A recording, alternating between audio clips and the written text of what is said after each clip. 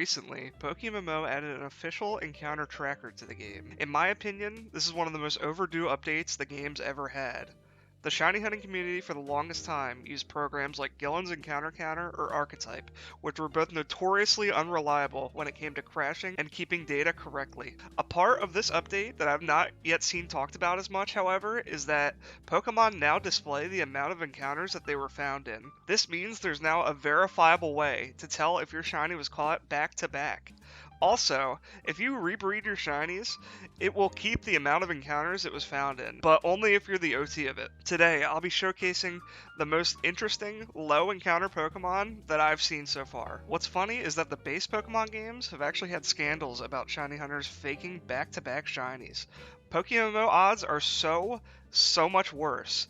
The rate for finding a shiny in PokeMMO is 1 in 30,000, so hitting back-to-back is preposterous. As you'll see though, there's been a few shinies that have been found so far in just one encounter. Firstly, let's talk about some incredibly rare shinies that were caught with low encounter totals.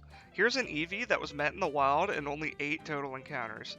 Eevee is one of the rarest Pokemon in PokeMMO, so having this shiny along with the low number on it is dope. It was also caught on Route 16, in what I'm guessing is Unova since the text isn't capitalized. There's a small chance that it was Route 16 in Kanto, because I'm not sure who originally took this screenshot and what mods they were using in game, but I'm pretty sure it was Unova. But sadly, there's this Volcarona that trumps it completely. This Volcarona was found in a swarm at the Scorched Slab in only 6 encounters. What's notable about this is that it's a Unova Pokemon, which usually cannot be found outside of its region, so having this is super unique from this area. Players in PokeMMO have also affectionately named these Bulbarona swarms because they're glitched in the overworld. They show Bulbasaur instead of Volcarona when you run up to them.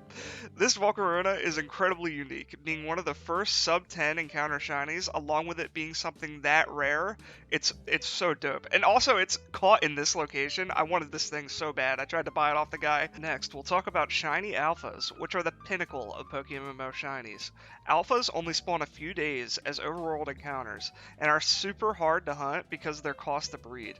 If you're insanely lucky, you'll roll the 1 in 30,000 chance at a shiny when you talk to the alpha. Here's a Yanmega, one of my favorite shiny alphas, that was just found in only 31 total encounters. But then, even better than that, here's a secret shiny Alpha Ursaring that was found in only 68 total encounters. Secret shiny is a 1 in 16 roll on top of the regular shiny chance.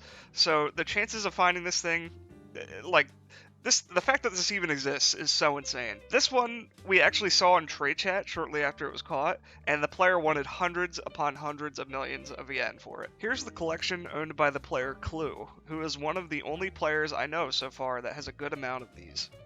10 encounter Butterfree, 6 encounter Victory Bell, 5 encounter Ponyta, and a 2 encounter Clefairy, named after one of the most lucky players of all time, Essence UK. This Clefairy actually kind of has a funny story. From my understanding, he initially sniped it, then put it back up for sale, it sold, and then he had to rebuy it off the guy because he saw the encounter total.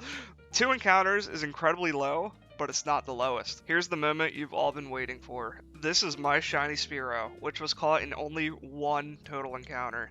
And it's 4x31. I actually sent the OT of this Pokemon a mail, just asking how the hell this happened, and he aptly replied, "Just lucky." And then he explained how he found a Litwick in 35,000 encounters, and then right after that, he got the Spearow and rebred it. There's actually 2 other 1 encounter shiny Pokemon that we've found so far that are both pretty sick.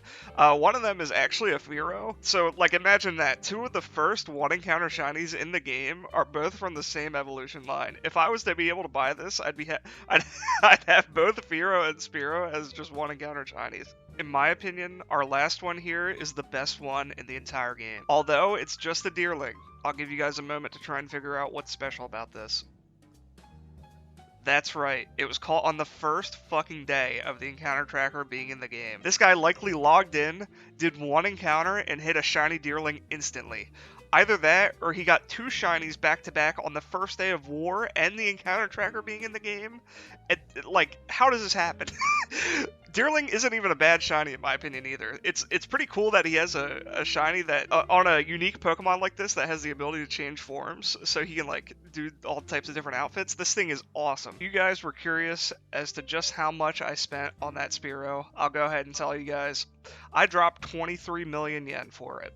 I figured it was worth it for such a high V'd Pokemon that was found so early into the encounter tracker's existence. Do you guys think there's a collectible market for these? Do you guys like that this is now shown on Shinies, that you can verify how many encounters something took? Let me know in the comments, and like always guys, take care.